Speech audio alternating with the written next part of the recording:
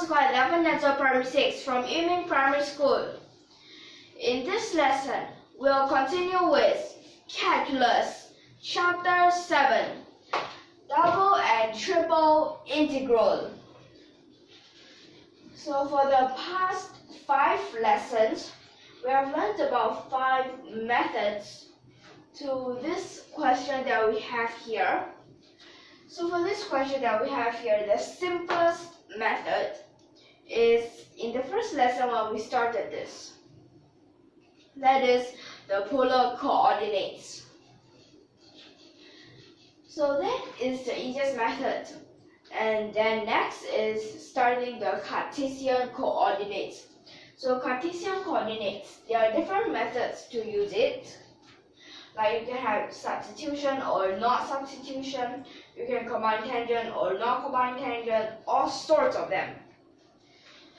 So in this lesson we'll use with trigonal substitution, but only a little bit of integral back.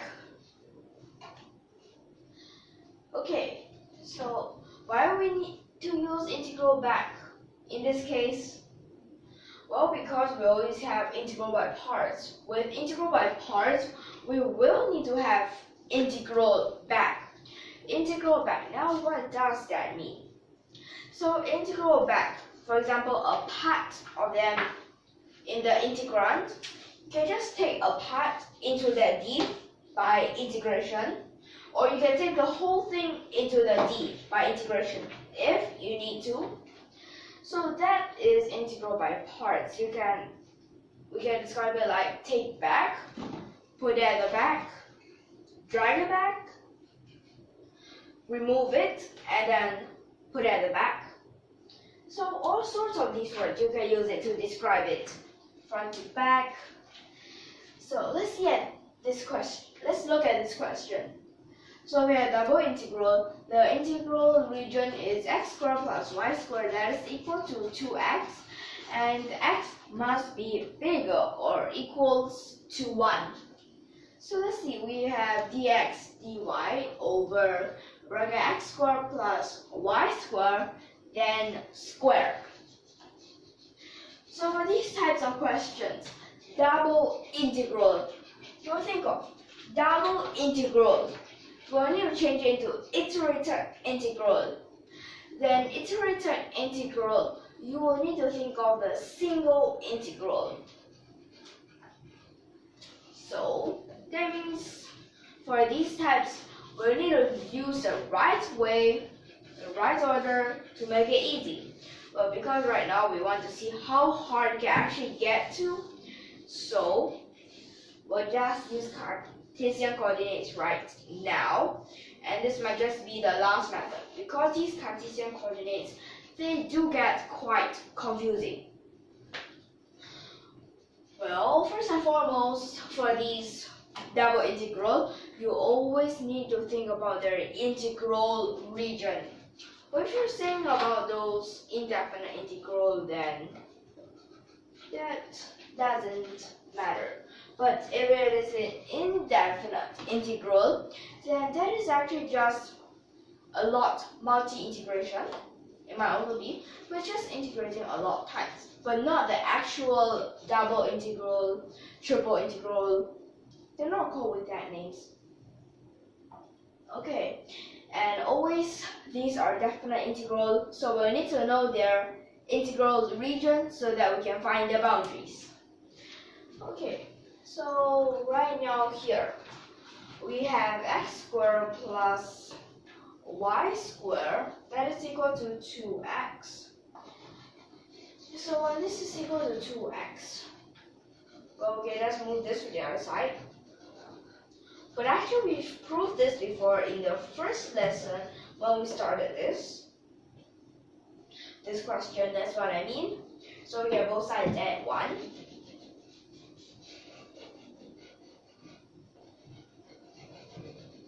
Okay, look at this together. Then here's a 1. So this we can change it into x minus 1 bracket together square. Then you get plus y squared and that will be equal to 1. So let's see over here. Let's look at this. So when you see this kind of form, what you think of is a circle. So yeah, this would be a circle.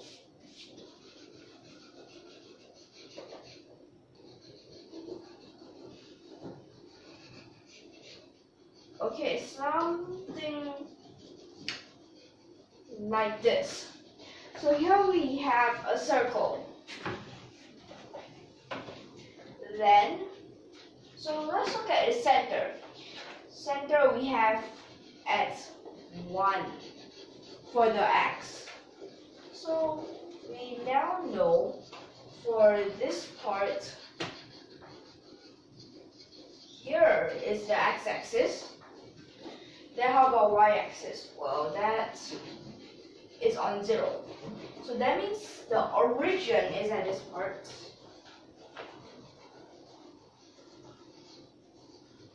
So here is the y-axis, here is the origin, here is 1. Then draw the line. Then when you shade this part to show that it is the integral region.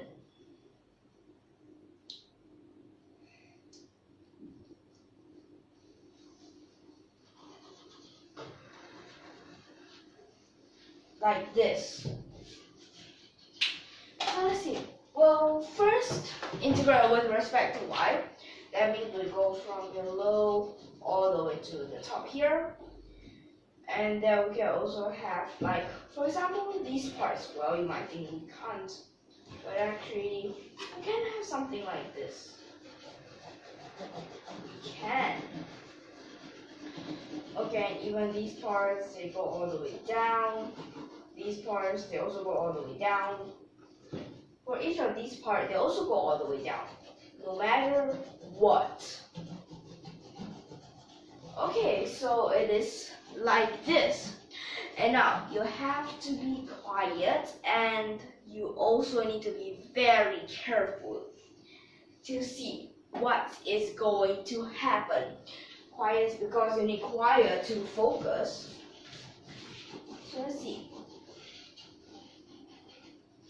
So at this part, we have -1. And then at this part, we have a 1. Like this. So we all have something like this.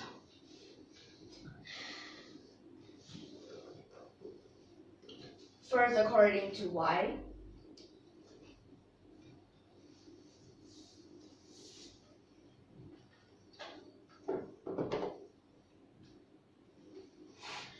So y, what kind of range would it need?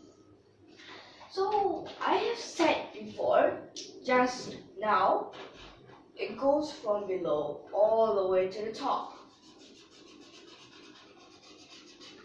So when it goes from below all the way to top, we need to know what is their functions. So we can just get it from here.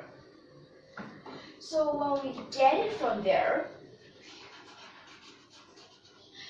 so that would mean, wait, can we just get it from here? Well, actually both can, but I'll just get it from here.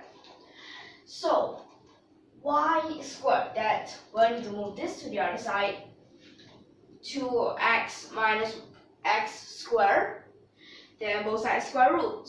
So that makes y equal to positive negative square root 2x minus x squared. Like this. So now you see here, we have positive, negative. That means negative, because it's for y. Negative is below, positive is above. Like this. So when we have it like this, okay, I'll just make this longer.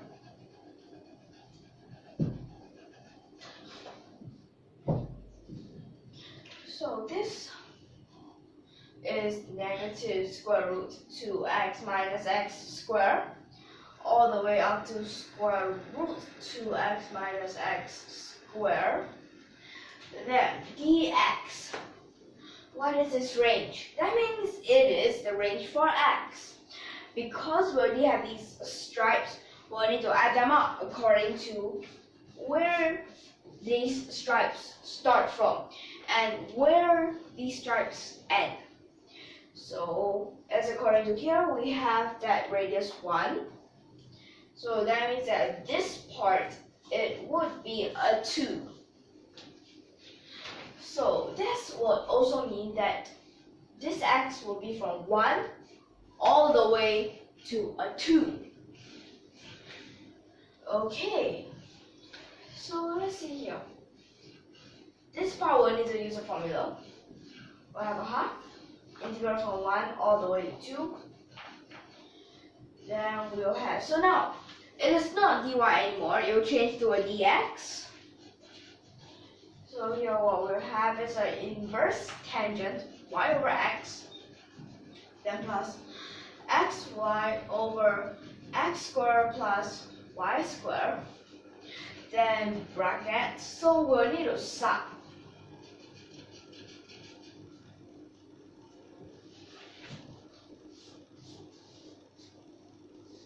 Like this. Then dx over x cubed. And also these are only for y's, okay? So for this part, when we sub them in, you will realize something. Now what would you realize now? So when we put this in, okay, positive. Put this in, there's a negative that comes out, but a negative, negative, positive. Wait, 2 of them, that makes a 2. That means we'll just be able to cancel this half out. How about this part? This part we are sure that we can, but how about the part in the back? Here, positive, negative, and then another negative, positive. So that means we'll still have another 2, and you'll cancel the half out too. Okay, so that means this part will get a bit easier right now.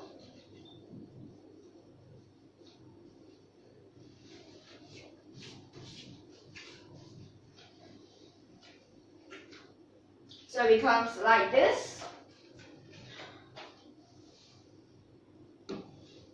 For the first term, then the second term.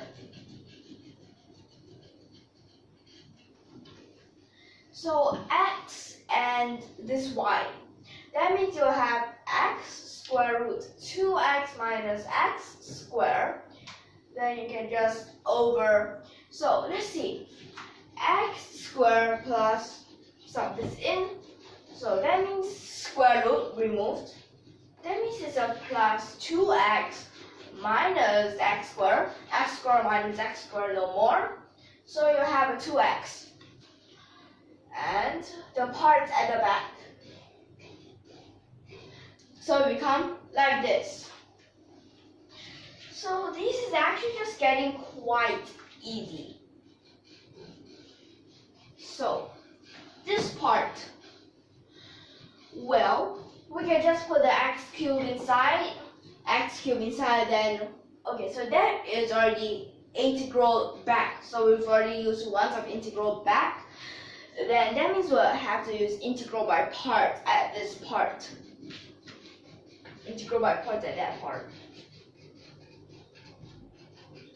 So over x cubed goes in 1 over x squared. You have a negative half here. Then inverse tangent, so we can just leave that alone maybe.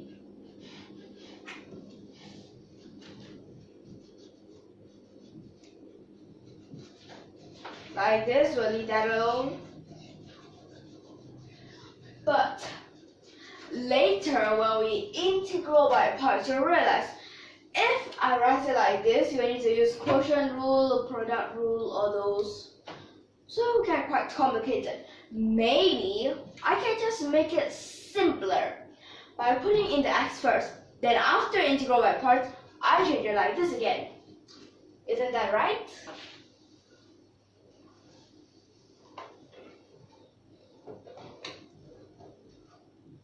So it becomes like this. But why? At first it's a near x, but this is a square root. So when this x goes in, it becomes over an x squared. So we have like this for the first term. Then at the second term, you realize, wait, x simplified. An extra half here. Then x cubed is here. So then x cubed is quite an annoying part. But maybe just leave that alone first. Or maybe I can change something inside the square root. So you know, for this 2x minus x squared, you can just plus or minus 1. Am I right?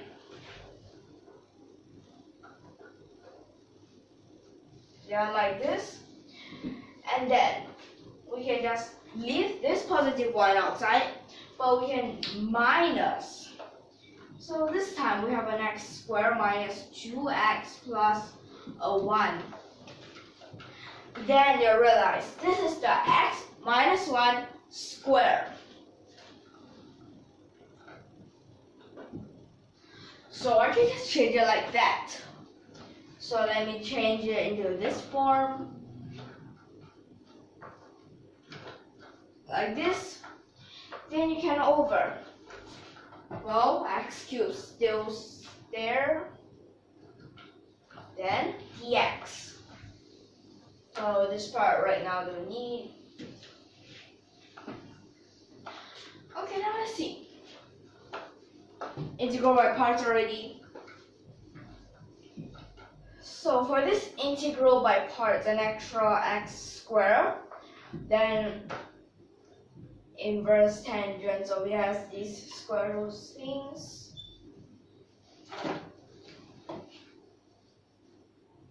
Then this up from 1 all the way to 2. There you need a plus a half. Then you integrate from 1 all the way to 2. Then, wait a second. Inverse tangent goes into the D because of integral by parts, not integral back. So integral by parts, that means here we'll have a 1 over x squared here. Then when this is inside the D, we'll need to try to differentiate, to take that out. So when we differentiate, now differentiation of inverse tangent, you will square the things inside, then you plus a 1. So then you realize 2 over x minus 1 plus 1, isn't that a 1 over 2 over x? Then reciprocal x over 2. Like this. So then next, inside here. So here you have a 2. Then square root 2 over x minus 1. Then inside, so 2 over x. This x over the x is actually x to the power of negative 1. Negative, extra negative. Then 2, well, 2 stays there. Then at this part, we have an over x squared. You come down. Okay. We have something like this. And why we need inside here? That is because of the chain rule. And that's what caused the 2 over x squared. And this negative. Okay. Then this part, leave it alone.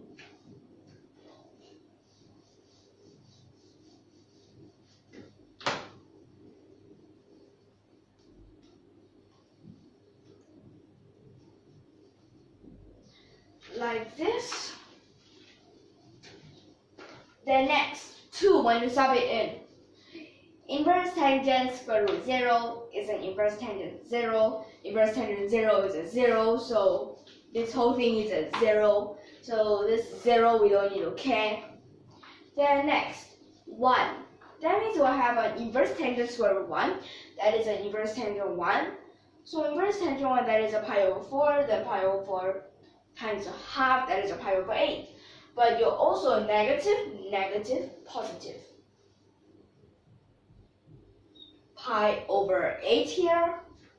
Then we'll have to plus. Let's see. Let's try to simplify.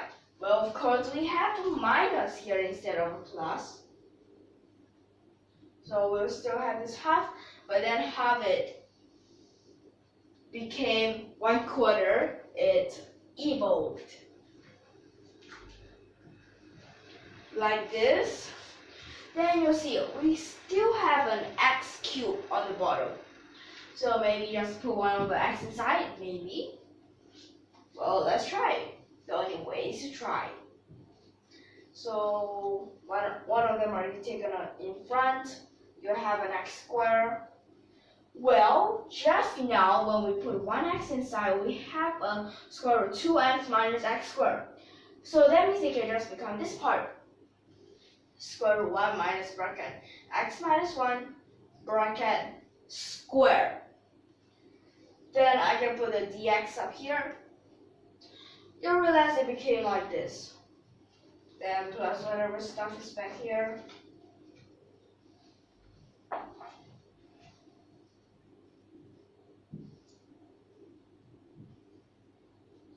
Okay, now you'll see x minus 1, square of that, then you 1 minus. Then you think, what kind of method is this? Well, this method we have integral by parts. Integral by parts already used. Integral back already used. Then what's left? Now what is this method? Method number 6. That is trigonal substitution, also known as trigonometric substitution. So, is it telling us that we'll need to use it here? Seems like it, because 1 minus something squared. Wait, it reminds me of those sine and cosine. Sine squared plus cosine squared is equal to 1. So you can let them be either sine or cosine, but this is just the x minus 1. So to make it easier, the easier one is the sine. So that means we'll let. So what would we let? We'll let x minus 1 equals sine. So what would we usually represent angles? Well, of course, sine theta.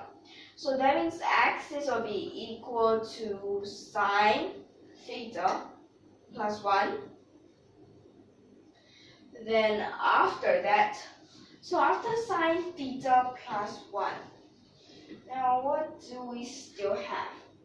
Oh yes, we'll need to find the range for theta and what the x is equal to. So let's try and find that. Range for theta. So an x, okay, there we have 1 all the way to 2. What if x is a 1? If x is a 1, then sine theta must be equal to a 0. That means theta, first thing is a 0. Then after that, what if x is a 2? So sine theta will be equal to 1. Then if it is a 1, then it's a pi over 2. Like this. So that means the range for theta is 0 to half pi. And then last but not least, for this substitution part only, we also need to find the x. So dx, I'll just write it somewhere else. So dx, this will be equal to sine, it becomes cosine. That means the cosine theta, d theta, like this. Okay. So it is something like this for our substitution. Pi over 8 always stays here. Then let's look at this part. So x squared, you have 2 of those. Well, this part is just mainly subbing them in. So, in this part, 1 minus sine squared theta, that is cosine squared theta. Square root that, it becomes a cosine theta. So that means cosine theta, because we have another, that means they'll simplify it.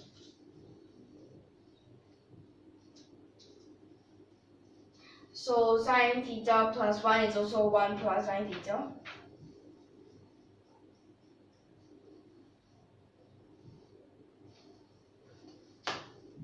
Then plus half, then you integrate from 1 all the way to 2. So up here now is a cosine theta. So that means you have a cosine square theta. Then you have to over. So x cubed, that is 1 plus sine theta. Then you have to bracket them together, cube. So there, d theta.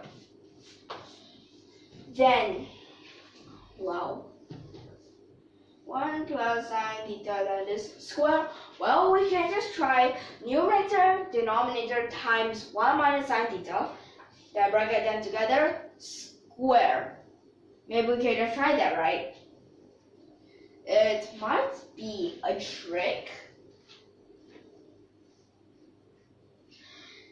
Okay. So this will be equal to pi over 8 minus 1/4, integrate from 1 all the way to 2. So when you do that, well, you can just separate this numerator eventually.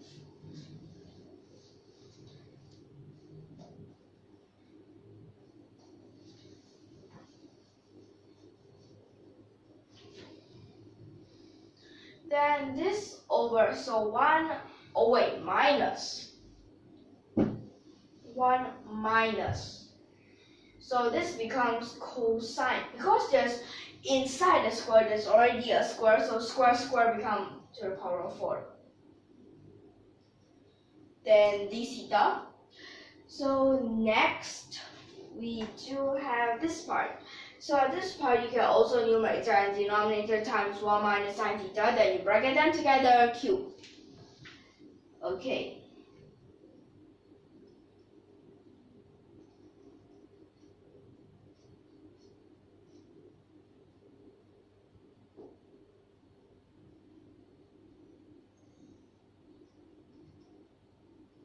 And then magic happens. So below there, inside the cube, you already have a square of the cosine, and that means you'll have a cosine to the power of 6 theta here. Well, this part you can expand. Well, it looks hard to expand. But before we expand, the most obvious thing, simplify them. So just write that up here. So, because it's very obvious to simplify, then how about this part? Can we just, like, separate them, and then you have to wait for the next. So, let's see about this. Now we'll have pi over 8 minus 1/4 of this, integrate from 1 all the way to 2. So you'll have a 1 over cosine to the power of 4 theta. So let me see here. Well, this would actually, okay, I'll just write it below. Bracket 1 minus, so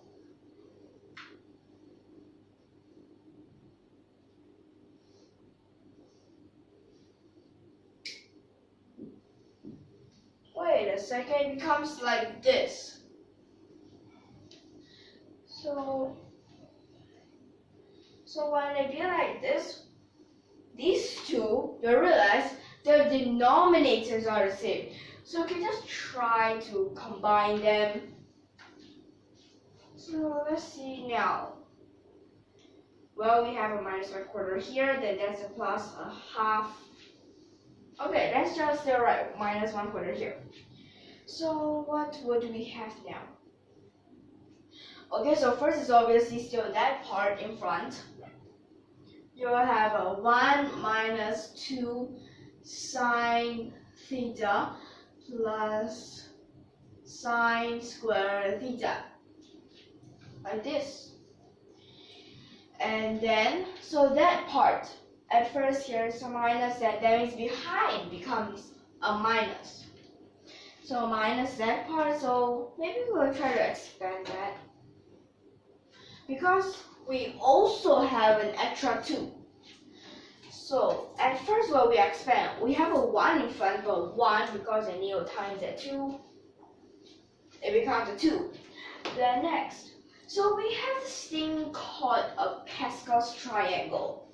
It goes like 1, then 1, 1, but it keeps going in this order. And actually I need to use this right now. But why do we have this thing called the Pascal's triangle? So you see here, does this coefficient look familiar? Does this look familiar? Well, this is familiar because it is the expansion for squares. Then this also looks familiar. Well, because that is the expansion for cubes. Then this go to the power of 4, all these extra coefficients. So that means in this case we'll need their extra coefficients to be 1, 33, and 1.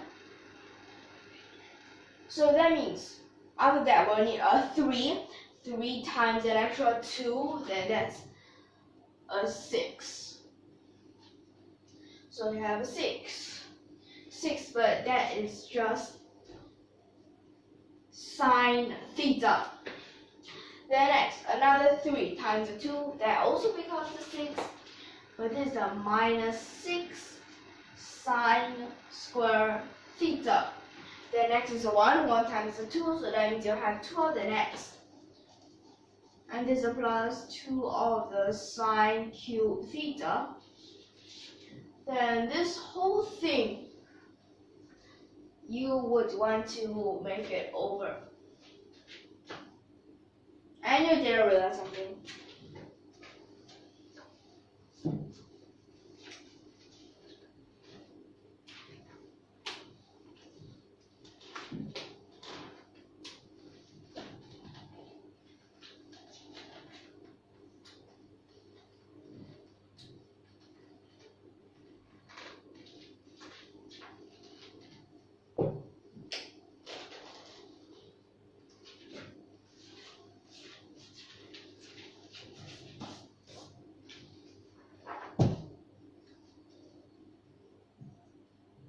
Like this.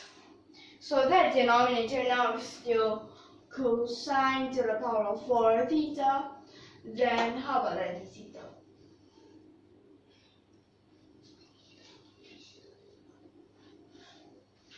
So maybe I just write out here. Okay then. Okay. So we have it like this.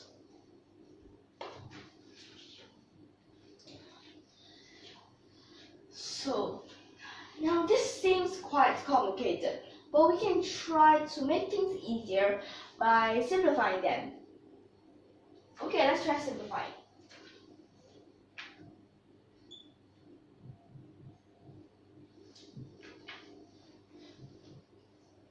So we'll try to simplify them.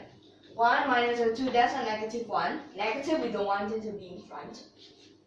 So how about this? Sine, well that's a 4 sine theta. Minus a 1 now. So sine square, and that's 6 sine square minus 5 sine square theta.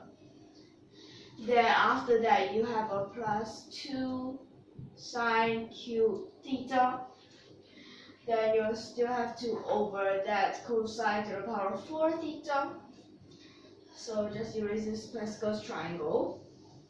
Well, just a hint that this Pascal triangle is just this number is the 1, the 2 of them above plus together. Then you get that number.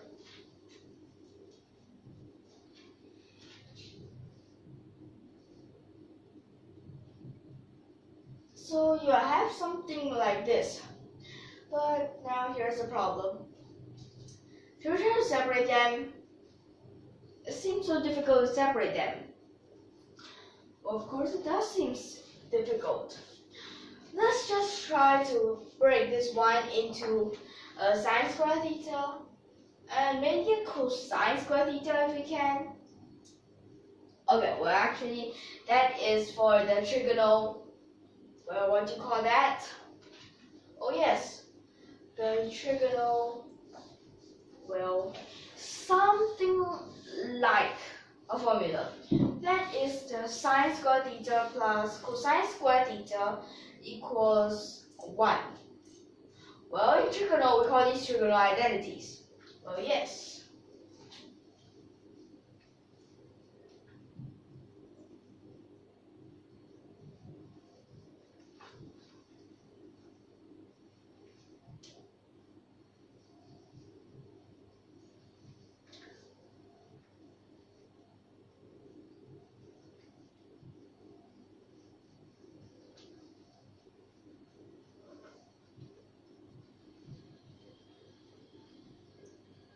Like this. So then what we would have is a pi over 8 minus a 1/4. Then integrate from 0 all the way to half pi.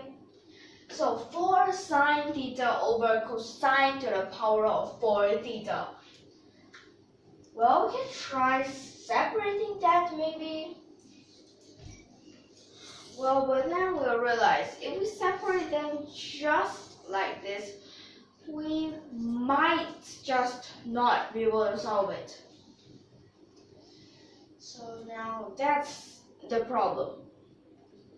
But how should we separate? I know this part can separate so they become secant square. But how about this sine? This sine doing here. Well, that's the hard part. Oh wait, but it isn't hard. It's no choice, but we'll have to use integral back again. So that is why for these questions, not only integral by parts needed, but a lot of other things also needed. These integral back, they are very useful. Okay, so let's try this. So separate, so this one disappear, positive d cosine theta over cosine to the power of 4 theta, then you have to see negative, negative. Well, why isn't that a positive? Yes, it's a positive. Now 6 over 4, that is 3 over 2. Then integrate from 0 all the way up to half pi. So sine square theta over cosine to the power of 4 theta. Well, we have tangent square theta times secant square theta. So tangent square theta times secant square theta. What happens to that? Well, tangent square doesn't go just right back at that d theta. Well, actually, I'm trying to trick you. It should have been a secant square that went back. So this is actually using integral back again.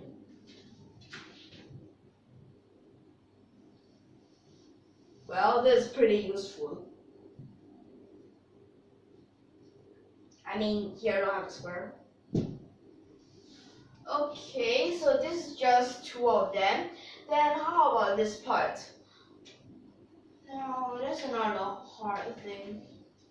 So we have tangent cube theta, then we have a secant theta. But maybe we don't want like that. So I'll just erase this part first.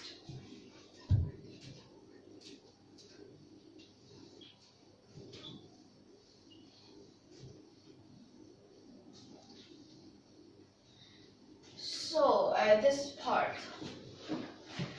well, what we'll have is, so There's a minus.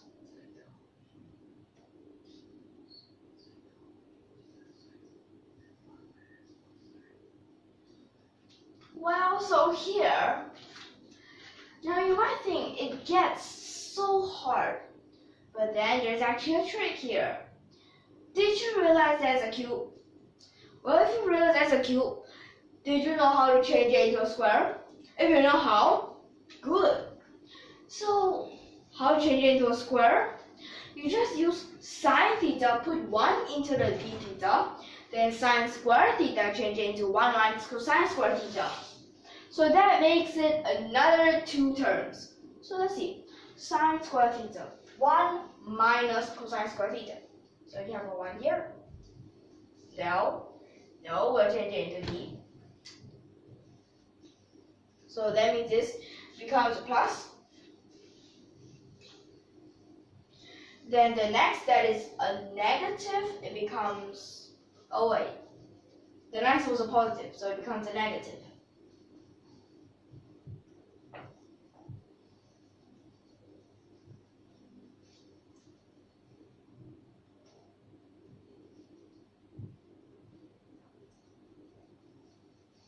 Like this, that's what happens.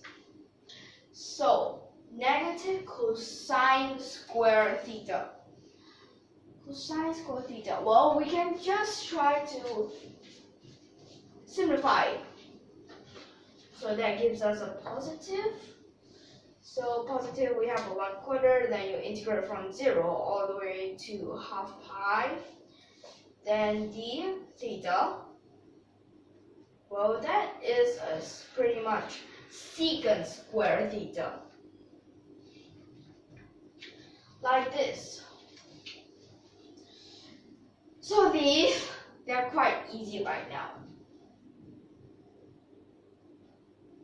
So this is just treating it like dy over y to the power of 4. That means, wait, this is a negative one. So for this part,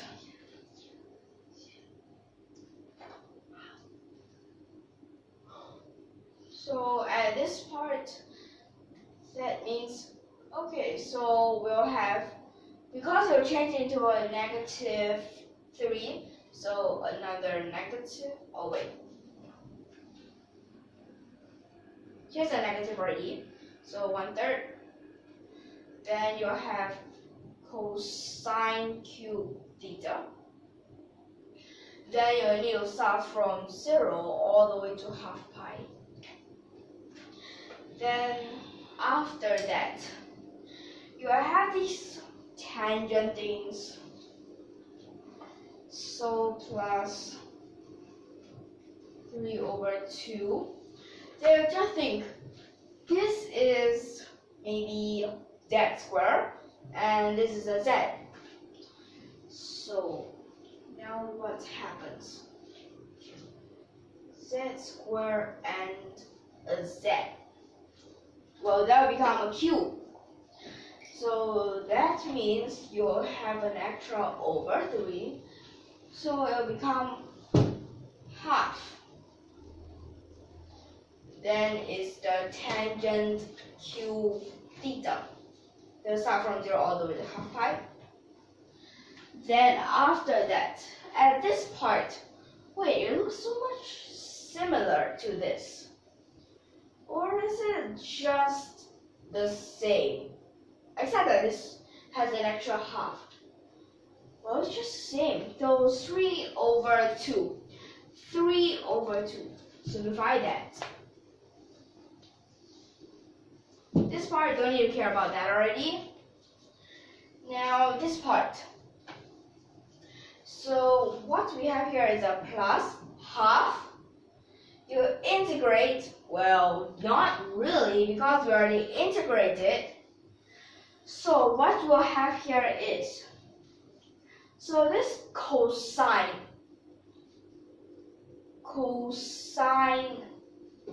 theta, well, you have to over that.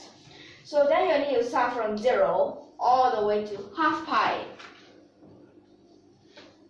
And then at this part, so you need to plus 1/4. So for this 1/4, secant square theta, that is a tangent.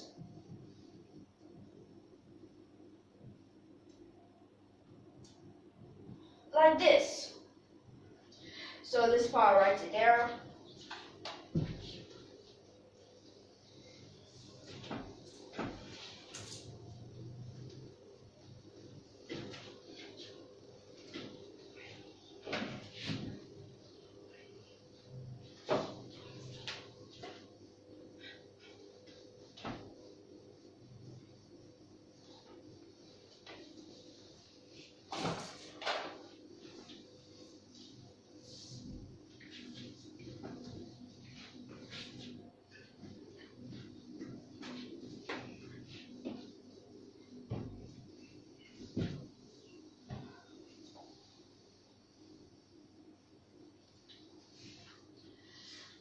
So let's continue here. Well, we'll still have a pi over 2. Then we'll have this negative by negative. What if I sub in half pi? Oh no, that's an infinity. Cannot. Sub in 0. Oh well, never mind. That's a positive half. Oh, plus a half here. Then next, what if I sub in a half pi? Oh no, that's an infinity. What if I sub in 0? Oh, that's a 0. Don't need to care. This part, totally inverse, like this. But you also have an infinity. Same too, you also have an infinity and a 0. These two, they just cancel out. Don't need to care. So, let's just try to add these up. That means we need to put them into the limit. Limit theta approaches to. Now all their problems is with a half pi. So let's put all those positives in front. But in this case, you need to change all those tangents into sine over cosine for easier calculating. So let's see, we have a 1/4 here. Then at this part, so let's look at this positive. So this positive, you have a 2 sine cube theta over a cosine cube theta. Then how about this? So you need an extra 2 up there. Minus a 2 over cosine cube theta. Then at this part, what you have is plus 2 over cosine theta. Then you have to plus, so there's a 1/4 there, that means you don't have any others. So this is a sine theta over cosine theta, like this. So, oh wait a second, this is a pi over 8, not a half pi. So plus, this part is still that 1/4, and let me just change this. So this is limit theta approaches to pi over 2. Then we'll have all those that need to be cosine cube theta. Here, no need. Still like this. Then at this part, still like that. Plus, so this part, you have a cosine square. So that means this is a 2 cosine square theta. Then you have to plus. So this you also need another cosine square theta.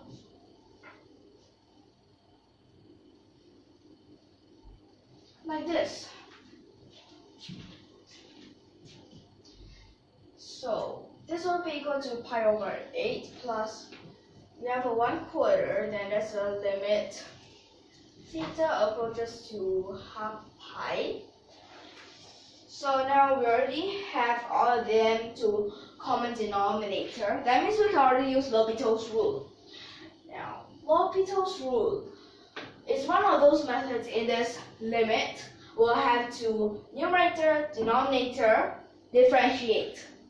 Well, L'Hopital's rule, it is a very quick method, but sometimes when you use it, it just gets longer and longer and longer. So sometimes it's also quite bad method. So for this, using a L'Hopital's rule, differentiation, we've learned that before a long time ago. And then when we have this, we still need to chain rule. That gives us a sine theta and an electronegative. So 2 sine cube theta, that is 6 sine, well, we have a sine square theta, then is a cosine theta, like this.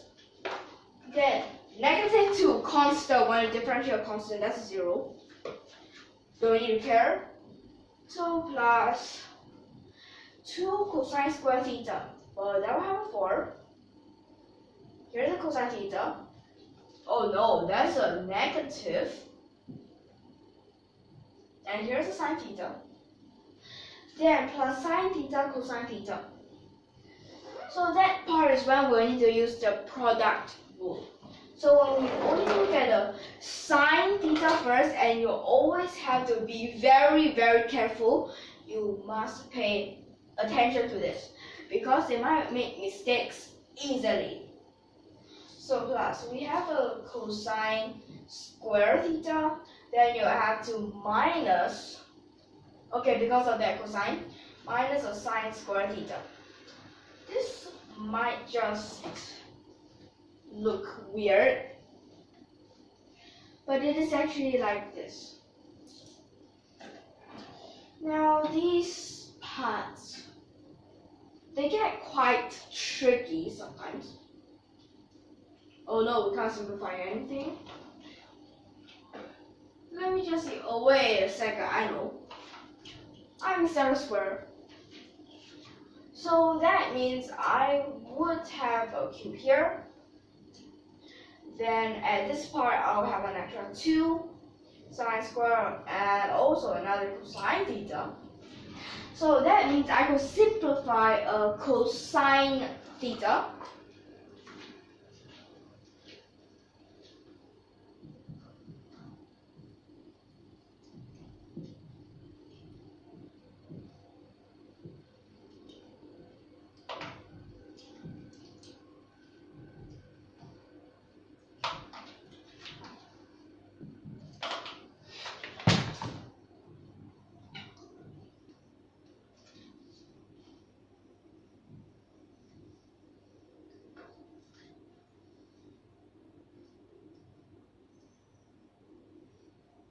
Negative.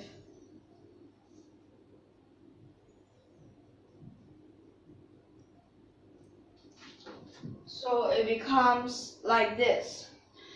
Then next, our only way, another L'Hopital's rule. So in this time, L'Hopital's rule, we need to try to see whether we still can simplify. Oh wait a second, let me simplify something. This part, so that it becomes simpler.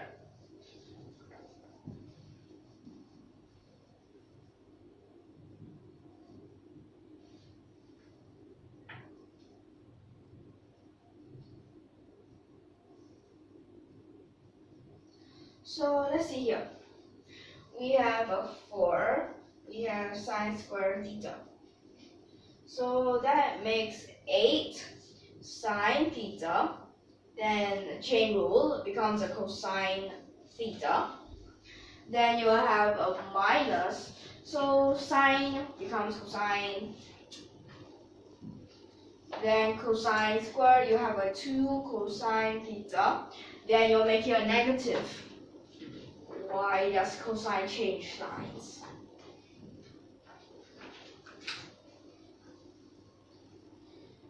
Oh, this part will have a 3, so negative sine square theta. Then you have to, plus 3, so next is a sine. that is a cosine square theta, like this. So let's see now. Cosine half pies, they are those that are the meanest. They make it 0. So they make those 0. Wait, can we step in all of them now since the denominator is just 1? Oh wait, no, not a 1. It's a negative 3. So the denominator is a negative 3. So this denominator is a negative 3. We can just try to sub them in now. 0, 0, 0. Never mind, that's a 0. Just sub them in and you'll get a pi over 8. So this method, it is quite complicated and also very interesting, and that's a weird thing. Because to some of the denominator people, these long methods, they think that is quite boring. But this method is interestingly interesting. Okay. So hope that you are all clear of this method right now. So these methods you all need to use a lot, yeah. Okay, so we'll see you in the next lesson, and if you like our videos, don't forget to subscribe to our channel. And this is Calculus, Chapter 7, Double and Triple Integral. So, goodbye, and thank you for your watching.